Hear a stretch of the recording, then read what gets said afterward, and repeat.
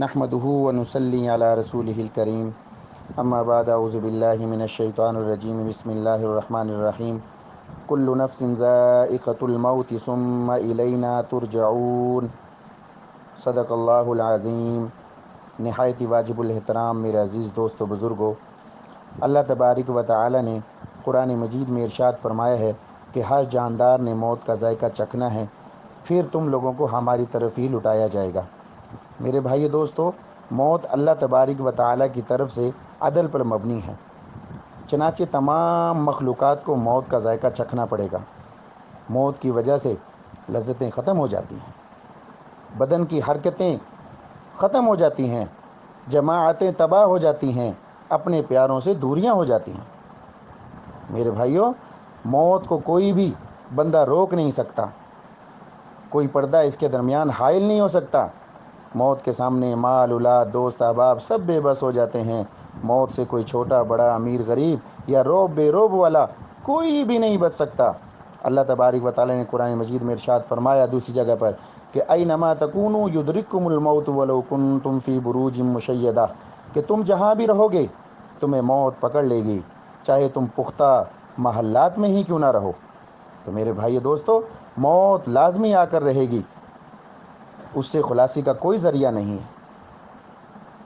موت کی شدید تکلیف کوئی بھی بیان نہیں کر سکتا، کیونکہ موت ایک ایسی چیز ہے کہ جب موت کا وقت آتا ہے تو روح کو رگوں، پٹھوں اور گوشت کے ایک ایک انگ سے کھینچا جاتا ہے۔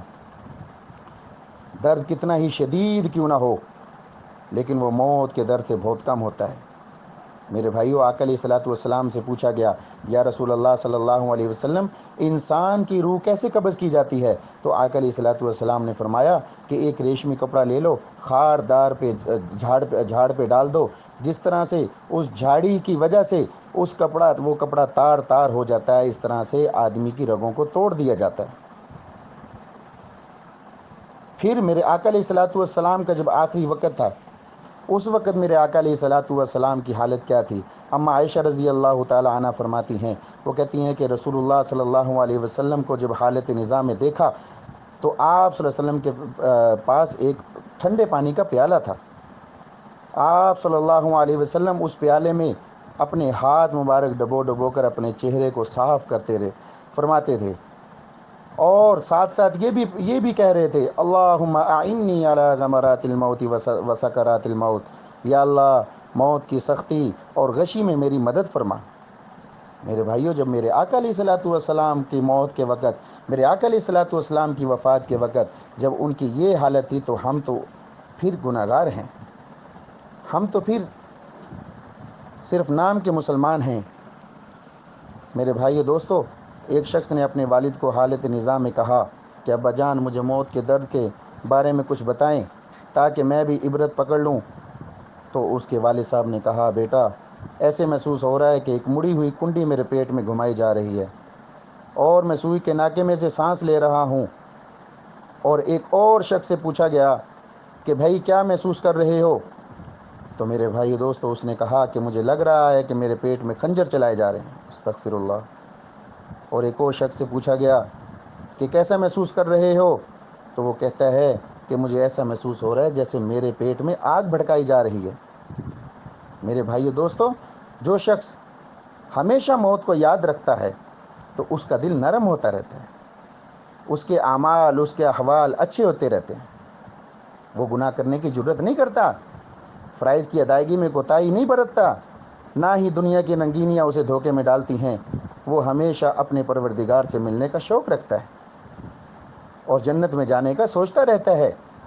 اور میرے بھائی دوستو، جو شخص موت کو بھول جاتا ہے، دنیا میں مگن ہو جاتا ہے، بدعملی میں مبتلا ہو جاتا ہے، خواہشات کا انبار اس کے ذہن میں ہوتا ہے، تو ایسے شخص کے لیے موت سب سے بڑی نصیحت ہے۔ سیدنا ابو ہریرہ رضی اللہ تعالیٰ عنہ فرماتے ہیں کہ رسول اللہ صلی اللہ علیہ وسلم نے فرمایا کہ لذتوں کو پاش پاش کر دینے والی موت کو کثرت سے یاد کیا کرو۔ موت ساری لذتوں کو ختم کر دیتی ہے۔ تو میرے بھائی دوستو، یہ کتنی بدبختی کی بات ہے کہ انسان موت کو بھول جائے اور اس کے لیے تیاری کرنا چھوڑ دے، گناہوں میں مگن ہو جائے اور اللہ تبارک و تعالیٰ کی عقیدہ توحید کو پامال کر دے، ظلم و زیادتی کرتے ہوئے معصوم جانوں کو اور معصوم جانوروں کو قتل کر دے؟ تو میرے بھائی دوستو، حرام مال کما کر خود بھی کھائے، اپنے بچوں کو بھی کھلائے، مخلوقات کے حقوق غصب کر لے، حوث پرستی میں ڈوب جائے اور آخری دم تک گناہوں کی دلدل میں پھنسا رہے، اور پھر میرے بھائی دوستو موت کے وقت اسے کسی قسم کی پشیمانی کا کوئی فائدہ نہیں ہوگا۔ ایسا شخص موت کے وقت صرف اور صرف سوائے اس کو رسوائی کے اور کچھ نہیں ملے گا۔ میرے بھائی دوستو، سب سے عقل مند آدمی، حدیث میں بھی، حدیث مبارکہ میں بہت جگہ پر آقا علیہ الصلوۃ والسلام نے فرمایا، بہت سی عنوانات موت کے بارے میں ذکر فرمائے ہیں، تو آقا علیہ الصلوۃ والسلام نے فرمایا کہ مرنے سے پہلے مرنے کی تیاری کرو۔ ایک مرتبہ صحابہ کرام رضوان اللہ تعالیٰ علیہ مجمعین کو آقا علیہ الصلوۃ والسلام نے ہنستے دیکھا، تو آقا علیہ الصلوۃ والسلام نے فرمایا کہ اگر تم موت کو کثرت سے یاد کرو تو تمہیں ہنسنا بند ہو جائے۔ تو میرے بھائی دوستو، ہمیں سب کو اس کی فکر کرنی چاہیے، موت کی فکر کرنی چاہیے، موت کی تیاری کرنی چاہیے۔ دنیا میں تو ہم ہر طرح کی اپنی آسائش، ہر طرح کی اپنے لیے آرام کی، سکون کی چیزیں ہم بناتے رہتے ہیں، خریدتے رہتے ہیں، لیکن کبھی ہم نے یہ نہیں سوچا کہ آخرت کی جو چیزیں ہوں گی، آخرت میں جو سکون کی چیزیں ہوں گی، کبھی اس کے بارے میں بھی ہمیں سوچنا چاہیے، اس کے بارے میں بھی ہمیں تھوڑا سا مراقبہ کرنا چاہیے، سوچنا چاہیے۔ ہر وقت، ہر روز رات کو جب سوتے وقت میرے بھائیو دوستو تھوڑی دیر ہم موت کو ضرور یاد کریں، موت کو ضرور یاد کریں۔ جو بندہ موت کو یاد کرتا رہتا ہے، اللہ تبارک و تعالیٰ اس کو بہت سے گناہوں سے بچا دیتا ہے۔ تو اللہ تبارک و تعالیٰ سے دعا ہے کہ اللہ تبارک و تعالیٰ ہمیں موت کی تیاری کرنے کی توفیق عطا فرمائے، اور بد اعمال اور اسی طرح سے برے کاموں سے بچنے کی توفیق عطا فرمائے، اور اچھے کام اور اللہ تبارک و تعالیٰ کی رضامندی والے کام کرنے کی توفیق عطا فرمائے۔ اور اللہ تبارک و تعالیٰ سے دعا ہے کہ یہ جو وائرس آیا ہوا ہے، اس کو اللہ پاک جو ہے نا ہم سے جلد از جلد دور فرمائے، اور سب مسلمانوں کی حفاظت فرما۔ یا الہ العالمین، جتنے بھی لوگ اس سے متاثر ہو چکے ہیں، یا اللہ پاک تو سب کو صحت کاملہ عاجلہ عطا فرما۔